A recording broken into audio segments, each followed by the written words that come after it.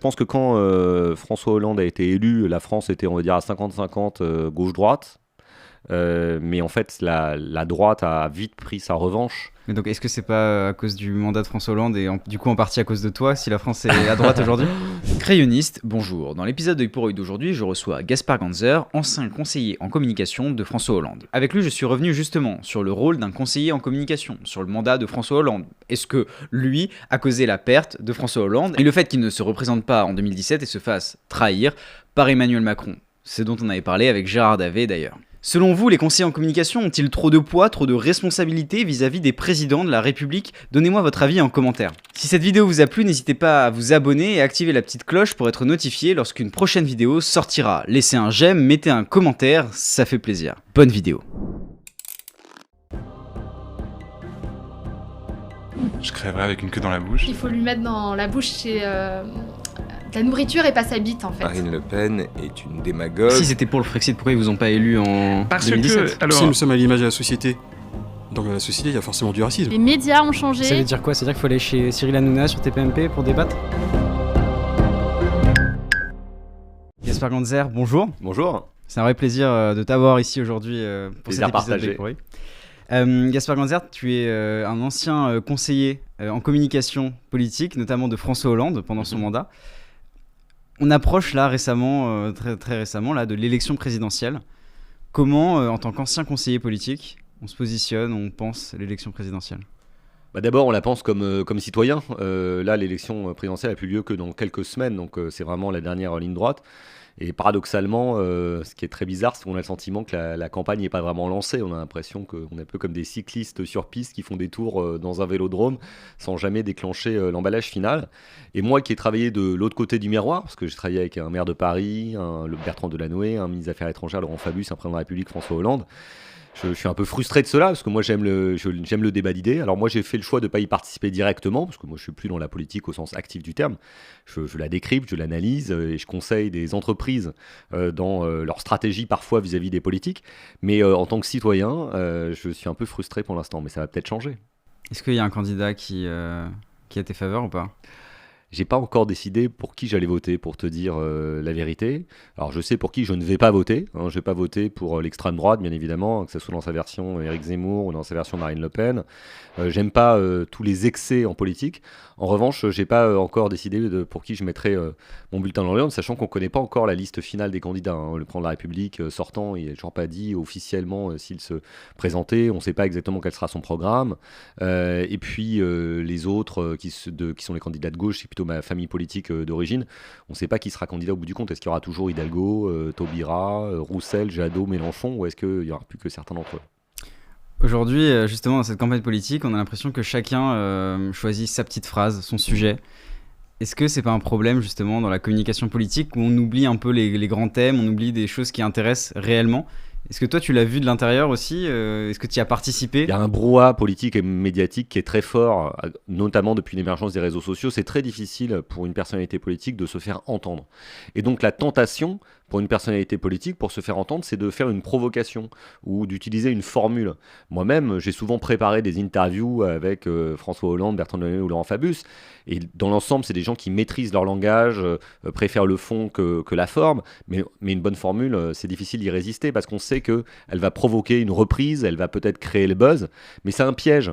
Parce que le problème, c'est qu'au bout du compte, on ne retient que le buzz. On regarde, récemment, le président de la République avait donné une interview aux Parisiens dans laquelle il parlait de sujets très variés, notamment la situation sanitaire. On a retenu un seul truc, c'est les non-vaccinés, j'ai bien envie de les emmerder. Ouais. Phrase qui est contestable tant sur la forme que sur le fond d'ailleurs. Mais au-delà du fait qu'elle soit contestable tant sur le fond que sur la forme, ce qui pose problème, c'est qu'elle efface tout le reste et on ne retient que la petite phrase au détriment d'un raisonnement qui était certainement plus intéressant que cela. Mais derrière, donc, il y a un Gaspard Ganzer, derrière Emmanuel Macron, qui lui a dit faut dire aux Français, j'emmerde les Français qui sont pas vaccinés. En l'occurrence, je pense pas que ça soit passé comme ça. J'ai ma thèse, je peux me tromper. Je pense que c'est un propos qui a échappé au président de la République et qu'ils ont cherché à rationaliser a posteriori. Mais de façon plus générale, les conseilleurs, les conseillers, ce que j'ai été, ne sont jamais les gens qui, au final, prennent la décision ou communiquent vraiment eux-mêmes. Il faut jamais oublier qu'il y a un seul boss, c'est un élu, une élue, un chef d'entreprise, une chef d'entreprise, et que c'est eux qui ont à être maîtres de leur parole. Bertrand Delanoë me disait souvent quelque chose qui est très vrai, il dit voilà, quand on conseille quelqu'un, il faut jamais être d'accord avec lui plus de 50% du temps, ou il faut jamais qu'il suive tes décisions ou tes conseils plus de 50% du temps. Pourquoi ? Parce que sinon ça veut dire qu'il y en a un qui est soumis à l'autre, et ça c'est pas du tout une bonne chose. Donc là j'imagine que dans les interviews du président de la République, il y a des éléments de langage, des formules qui sont travaillées, il y a des spin doctors, c'est-à-dire des conseillers en communication qui doivent trouver des formules, mais au final c'est quand même Emmanuel Macron qui décide lui-même de prononcer des mots ou pas, hein, et c'est pas une marionnette dont quelqu'un tirerait les fils derrière, quoi. Ouais. Tu disais que aujourd'hui tu travailles en entreprise, tu travailles pour des entreprises. Est-ce que c'est pas un problème aujourd'hui justement que les gens qui conseillent des politiques se retrouvent après à conseiller des entreprises et inversement, qui conseillent des entreprises conseillent des politiques, qui fait une sorte de mélange un peu bizarre, même pour les citoyens, exactement, une porosité qui pour les citoyens paraît pas très claire. Et donc c'est quoi, les politiques font de la publicité, ils nous vendent des choses? En fait, c'est vrai que ça peut poser problème dans les deux sens. Et tu m'aurais interrogé il y a 20 ans, je t'aurais clairement dit que c'est inacceptable, que c'est du mélange des genres. Maintenant, je pense plus du tout cela, parce que je crois au contraire que c'est plutôt bien qu'il y ait une forme de fluidité entre des carrières dans le public et dans le privé. J'aime pas du tout l'idée qu'on fasse de la politique pour toute la vie. La professionnalisation à outrance de la politique, je pense qu'elle fait beaucoup de mal.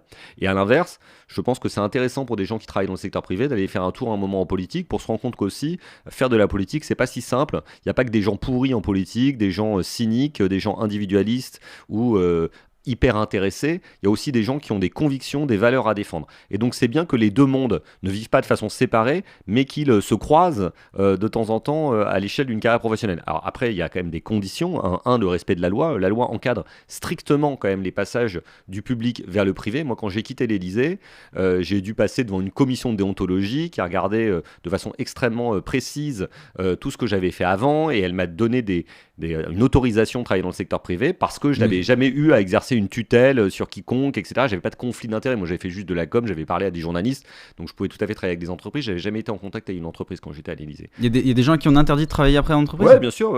Et bah, ça représente combien de pourcents? C'est très rare, mais ça arrive. Par exemple, quand tu as participé à la création d'une organisation, tu as assuré sa tutelle, c'est-à-dire qu'une fonction de contrôle, parce que c'est une entreprise publique, ou une entreprise privée, pardon, avec des capitaux publics. Par exemple, si tu étais en charge de la tutelle de EDF ou je sais pas, d'Engie, dont une partie du capital est public, et que tu te charges du contrôle au quotidien, donc tu donnes des instructions, après tu peux pas aller travailler là-bas, parce que sinon ça laisse entendre qu'il y a une forme de trafic d'influence ou de corruption. Ce sont des cas très rares, mais ce qui est bien... Mais je peux très bien aller dans une autre entreprise. Tu peux aller dans une autre entreprise, mais pas une entreprise à qui tu as soit donné de l'argent, soit exercé une fonction de contrôle. Moi, quand je travaillais à l'Élysée, je n'exerçais aucune fonction de contrôle. Je faisais de la communication, je m'occupais essentiellement de relations avec les journalistes. Donc j'avais le droit de faire ce que je voulais.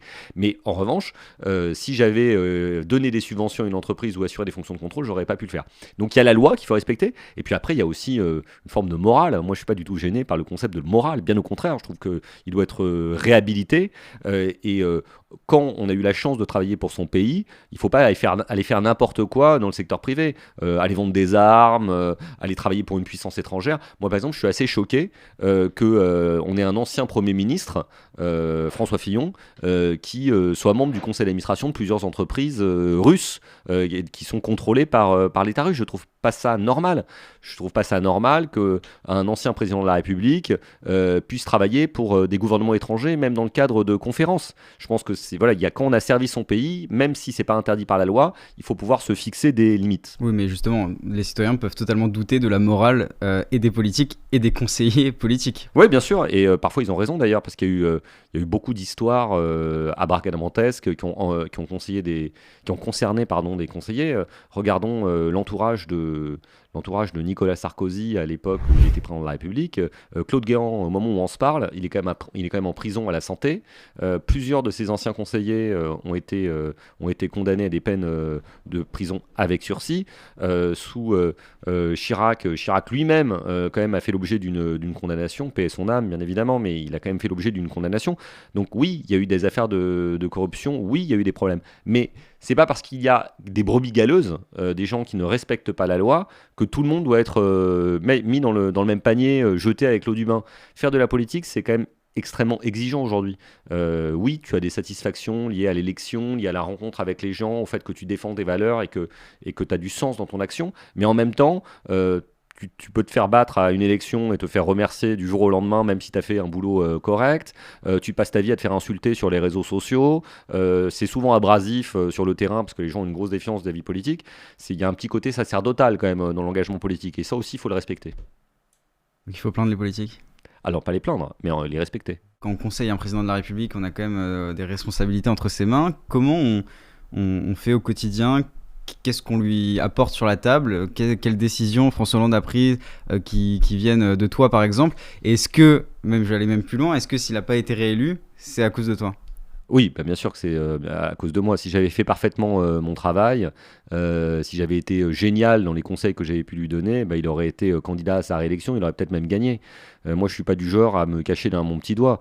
Je ne considère pas que j'avais un rôle subalterne. Je n'étais pas le président de la République, je n'étais pas son principal conseiller, parce qu'il avait un secrétaire général qui était Jean-Pierre Jouyet, mais j'étais un des conseillers qui voyait le plus et qui le conseillait le plus.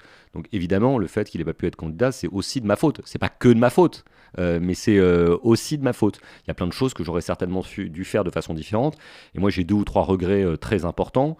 Le premier, c'est de jamais avoir réussi à montrer François Hollande tel qu'il est. François Hollande, c'est quelqu'un d'extrêmement drôle, sympathique, intelligent, mais parfois il apparaissait comme un peu bloqué quand il arrivait dans les médias, et j'ai jamais trouvé le moyen de débloquer quelque part sa personnalité. C'est la première chose. La deuxième chose, je pense qu'il y a des très bonnes décisions qui ont été prises dans ce quinquennat, la création de la Banque publique d'investissement et de la French Tech, l'accord de Paris sur le climat, le mariage pour tous, mais on n'a jamais réussi à remettre en perspective l'ensemble d'un récit, et c'était vraiment ma fonction d'expliquer le début, le milieu, la fin et le sens de tout cela, même si parfois il y a des choses qui étaient improvisées. La troisième, c'est une décision très pratique. C'est un moment, François Hollande a proposé l'extension de la déchéance de nationalité contre les terroristes à la suite des attentats de novembre 2015. C'était vraiment une idée totalement fausse et mortifère, et j'aurais dû faire barrage de mon corps pour que ça soit pas le cas. Alors heureusement, ça a été retiré à temps, mais vraiment j'ai eu honte que ça puisse être proposé. C'était une idée de toi ? Ah non, pas du tout, mais par contre... T'aurais pu avoir les moyens de... Non, mais il y a un moment, il faut savoir prendre ses responsabilités, et je pense que j'aurais dû être beaucoup plus ferme et beaucoup plus dur à ce moment-là. C'était un débat entre vous Non, il n'y a pas eu de débat, on a été mis devant le fait accompli, mais quand tu es conseiller, à un moment, il y a des limites que tu dois pouvoir te fixer, des limites morales, et là, pour le coup, je pense que chez moi, elle a été franchie à ce moment-là. Heureusement, François Hollande a retiré cette mesure quelques semaines plus tard, mais sur le moment, c'est vrai que peut-être dans l'état de choc et de sidération qui était lié aux attentats, j'ai pas pu agir comme j'aurais dû le faire, et ça, c'est un regret. Après, il y a des choses dont je suis fier, hein. On a partagé l'aventure incroyable de la conférence de Paris sur le climat, tout le monde se foutait de nous en disant vous n'arriverez jamais à avoir un accord, on a réussi à le faire. Et puis la réaction de l'État et de la France face aux attentats a été extrêmement digne. Moi j'ai participé à l'organisation de la marche du 11 janvier 2015 à la suite des attentats de Charlie Hebdo, de l'Hypercacher et les 3 policiers qui avaient été tués. Franchement c'est un des plus beaux moments de ma vie professionnelle et même de ma vie tout court, parce qu'il y avait eu cet élan de fraternité autour des valeurs de la République après ce moment absolument terrible, et j'en étais extrêmement fier parce que parmi d'autres on a pu organiser cette manifestation absolument invraisemblable. Il y avait 5 millions de personnes dans la rue, des gens de toutes les couleurs, de tous les milieux qui défendaient les valeurs de la République. Il y avait des chefs d'État et de gouvernement de tous les États, y compris de pays qui aujourd'hui considèrent qu'on n'a pas une bonne politique en matière de laïcité. C'est une forme d'épiphanie qui malheureusement semble bien loin aujourd'hui. Et quand François Hollande arrive au Mali et qui dit que c'est son plus beau jour de sa vie politique, est-ce que ça vient de lui, il sort ça comme ça, on ne contrôle pas ou Alors ce jour-là, j'étais pas là parce que je travaillais au Quai d'Orsay à l'époque, mais j'ai souvent parlé de lui, avec lui de cet épisode. Je crois que son émotion à ce moment-là était totalement sincère, parce que c'était la première fois que François Hollande avait eu à décider d'une intervention armée, et je pense que quand il est arrivé au Mali et qu'il a pris conscience en fait du rôle qu'avait joué l'armée française au Mali pour stopper l'arrivée des terroristes djihadistes qui étaient en train de foncer sur Bamako et qui avaient mis la ville de Tombouctou dans le nord du pays à feu et à sang. Je pense qu'il a été submergé par l'émotion et donc ces mots sont sortis. Alors c'est vrai qu'aujourd'hui, quand tu prends du recul, tu trouves cette phrase un peu décalée. On imagine que dans sa vie personnelle, dans sa vie politique, il a eu d'autres moments absolument fantastiques. Mais sur le moment, je pense qu'il a dit ce qui lui sortait du cœur, et c'est bien de temps en temps de laisser l'armure se fendre. Justement, pour rester sur le mandat de François Hollande, toutes les différentes crises, donc les attentats, le Sahel, on en a parlé, la crise de l'euro avec la Grèce, etc. en 2015... Est-ce que quand on est conseiller, on se dit oulala, qu'est-ce qui me tombe dessus, c'est problématique, ou au contraire, on est content, on se dit plein de challenges et on va pouvoir Ah non, booster non, le président. moi honnêtement j'ai tout vécu à peu près comme un cauchemar. Hein. J'ai beau être quelqu'un d'optimiste, joyeux, j'aime bien aller vers les autres, etc. Il y avait un côté, c'était la loi de l'emmerdement maximum, la loi de Murphy comme on dit, en permanence. C'est-à-dire que tous les matins j'arrivais avec une idée à défendre, un plan de communication à mettre en œuvre sur un truc positif parce qu'on avait envie de montrer que ça allait mieux, on était enthousiaste et à chaque fois une catastrophe nouvelle nous tombait dessus. Quand c'était pas un attentat, c'était un avion comme celui de la Germanwings qui fonçait dans une montagne, c'était un TGV qui déraillait, c'était un bus en flammes dans le sud, c'était les inondations les plus grandes du siècle, bon, des trucs vraiment invraisemblables. Et donc à chaque fois c'était une angoisse, hein, je dois le dire, mais on se bat en fait, c'est un peu comme un pompier qui intervient sur un incendie difficile, et bien il faut, j'ai beaucoup de respect pour les pompiers, donc c'est beaucoup moins dur ce qu'on faisait nous, mais on arrive, on se pose plus la question et on tentait de faire au mieux pour résister. Il y a des moments où on a vraiment bien fait de le faire, on l'a bien fait. Tu parlais à l'instant de la crise grecque. Je peux te dire que moi j'étais dans le bureau de François Hollande le soir où les Grecs ont voté par référendum contre l'accord qui avait été négocié à Bruxelles. Angela Merkel a téléphoné à François Hollande. Elle lui a dit écoute François, là c'est plus en allemand, je parle pas allemand. François, c'est plus possible. Il faut que la Grèce sorte de la zone euro. On va les mettre dehors. Tous les États membres de la zone euro sont d'accord. Donc on va faire ça. Et là François Hollande lui a dit écoute non Angela Merkel, c'est pas comme ça que ça va se passer parce que moi je ne souhaite pas que la Grèce sorte de la zone euro parce que si elle sort de la zone euro, on va dérouler le fil complètement et bientôt il n'y aura plus de zone euro. Et on est allé convaincre les uns après les autres les États de renégocier avec Tsipras. Alors au final l'accord est resté très dur pour la Grèce, certainement trop dur de mon point de vue, mais on a quand même réussi à maintenir la Grèce dans la zone euro, ce qui était bien. Donc du coup c'est François Hollande qui a sauvé la Grèce. Pas tout seul, il a été celui qui a dit là, non. Même après ne plus être conseiller politique, vous faites un conseiller, vous êtes encore un conseiller en com, vous dites du bien de François Hollande. J'essaie d'être sincère, c'est-à-dire qu'il y a des choses, je pense qu'on n'a vraiment pas été bon, quoi. Je parlais tout à l'heure de la question de la déchéance de nationalité, notre incapacité à montrer François Hollande tel qu'il était, notre incapacité à montrer ce qu'on avait réussi et ce qu'on avait raté. Notre incapacité à gérer la majorité qui s'est partie totalement dans les coins, enfin c'était n'importe quoi, les gens se déchiraient, on donnait une mauvaise image de la politique avec les frondeurs et compagnie, et puis il y avait un manque d'autorité. Mais en même temps, quand les choses sont bien, il faut le dire, quoi. Maintenant, t'es macroniste ?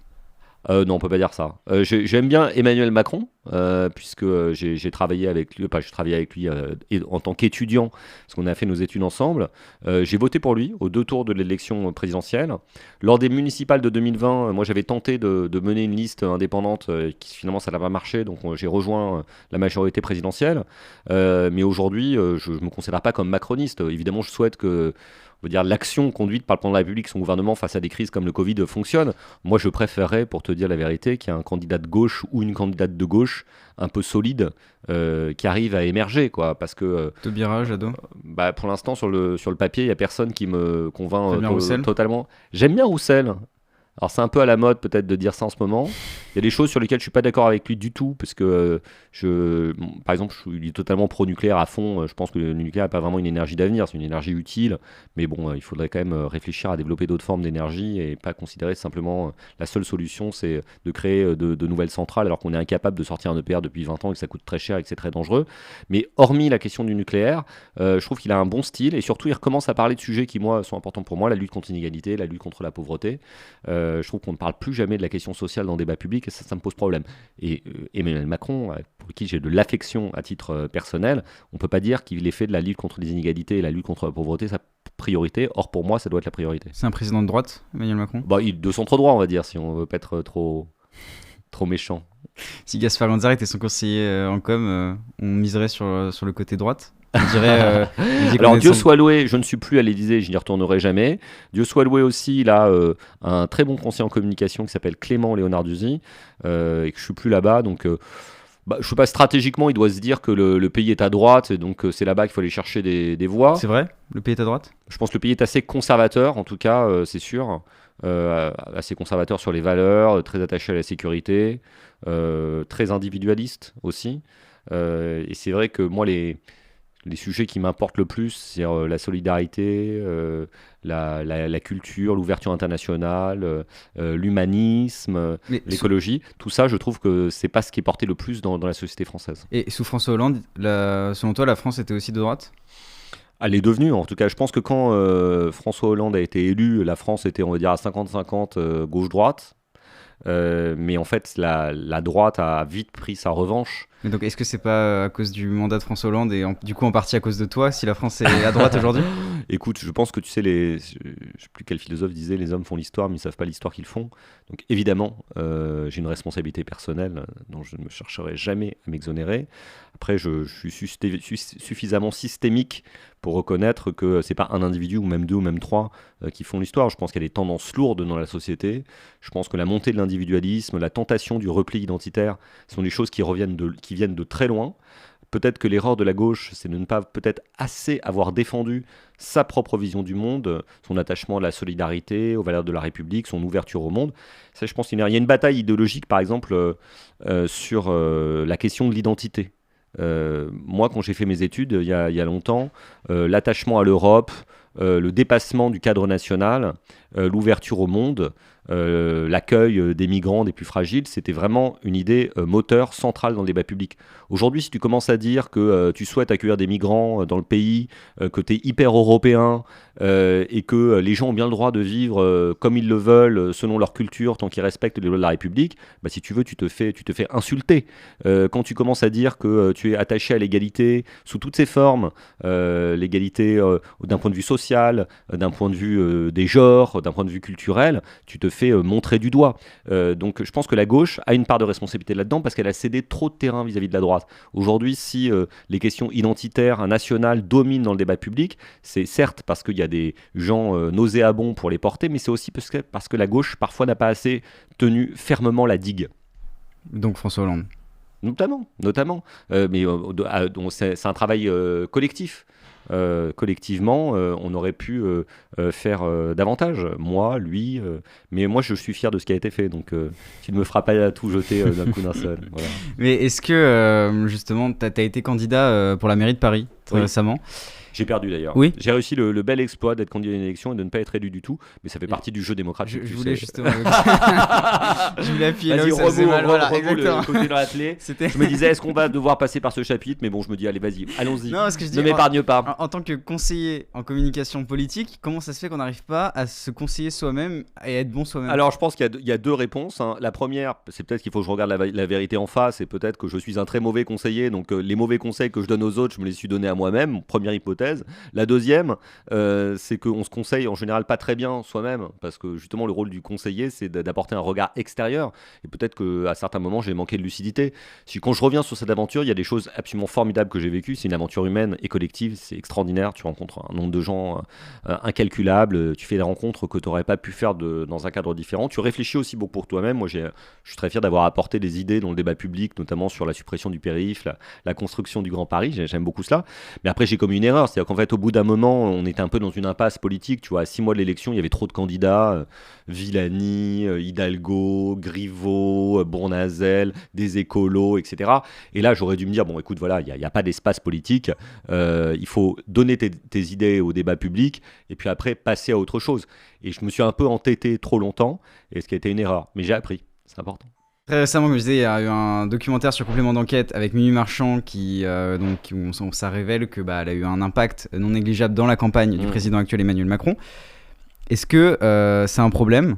Est-ce que ça a toujours existé? Est-ce que c'est récent? Est-ce que c'est quelque chose le fait qu'elle organise et qu'on lui donne des missions stratégiques? J'avais reçu Gérard Davet à ta place ici, qui m'expliquait, dans son livre, on raconte que Brigitte Macron a un problème parce qu'on soupçonne Emmanuel Macron d'être homosexuel et elle demande à Mimi Marchand de s'occuper de ça et de faire en sorte que ça ne sorte pas ou ce genre de choses.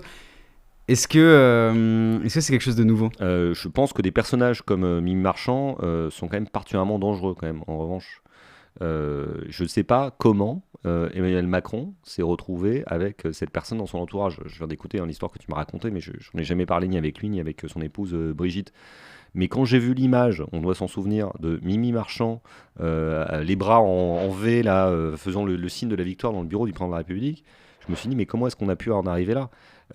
Cette femme a été condamnée à plusieurs reprises, a fait des séjours en prison, Elle a des méthodes extrêmement borderline dans ses rapports avec les personnalités publiques.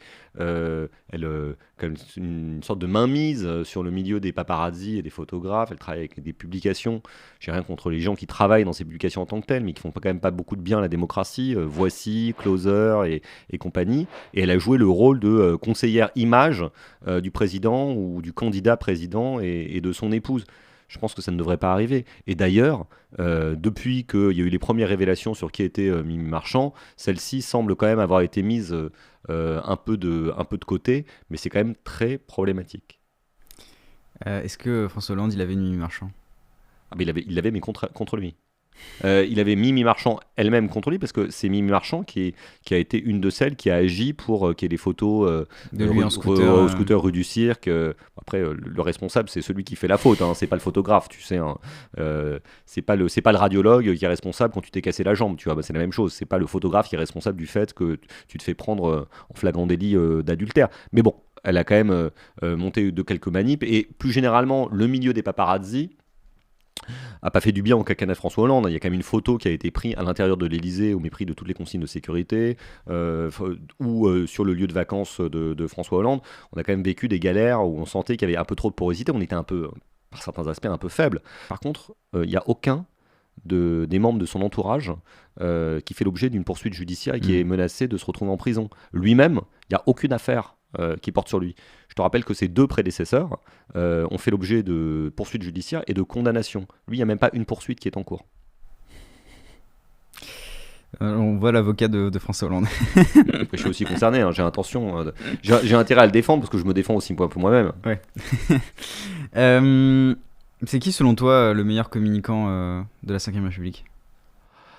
Alors si je dis la première chose qui me vient, je dis Jacques Pilan. C'est pas une réponse très originale. Alors Jacques Pilan, c'était le conseiller de François Mitterrand, qui a aidé François Mitterrand à reconstruire son image à partir de 84, au moment où vraiment François Mitterrand était vraiment très mal dans les sondages, et on savait déjà qu'il allait perdre les élections législatives de 86.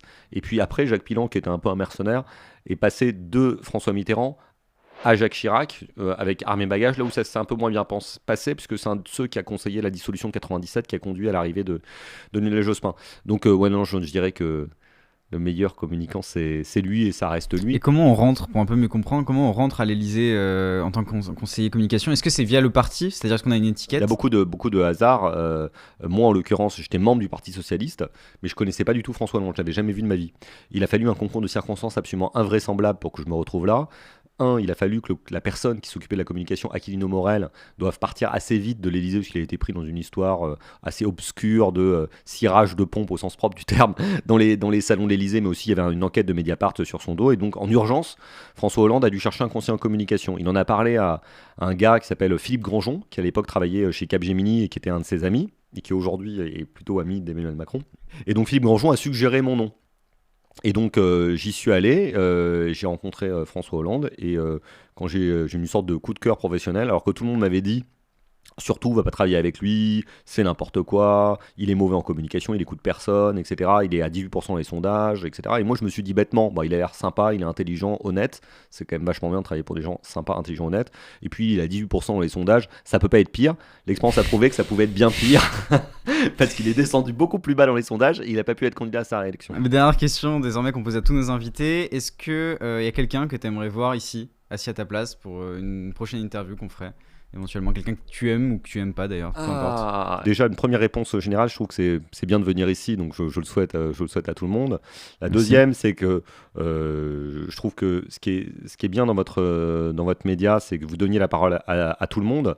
En même temps, c'est vrai que moi, tu vois, génération identitaire, je peux pas du tout, ça me fait totalement vomir, mais bon, je comprends qu'il y a des gens qui sont prêts pour les écouter, donc je vais dire ça, je vais peut-être me faire insulter après sur les réseaux sociaux.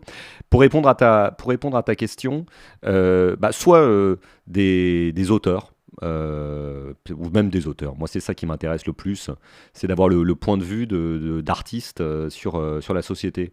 d'artistes extrêmement connus. Tu vois, je sais pas si tu pourrais inviter un jour Michel Houellebecq, Karine Thuil, Nicolas Mathieu, ou de gens en devenir, tu vois, sur l'émergence, tu vois. Il y a des auteurs plus jeunes que je trouve absolument exceptionnels. Par exemple, récemment, j'ai lu le bouquin d'une fille qui s'appelle Jade Ségalen, que j'ai trouvé absolument exceptionnel. Donc voilà, il y a beaucoup de choses à faire. Très bien, très, très bon conseil en tout cas. Et dernière question, est-ce que tu as une citation qui t'accompagne au quotidien? Est-ce qu'il y a une phrase que tu voudrais que les gens retiennent de cette interview? Ah, c'est très difficile. Écoute, il y a une citation que j'aime beaucoup dans La Promesse de l'Aube.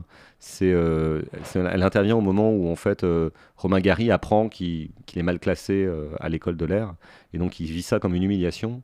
Et là, il dit que quand il est confronté à l'adversité, il se tourne toujours vers l'adversité les poings serrés, et qu'il se sent à l'aube du premier combat.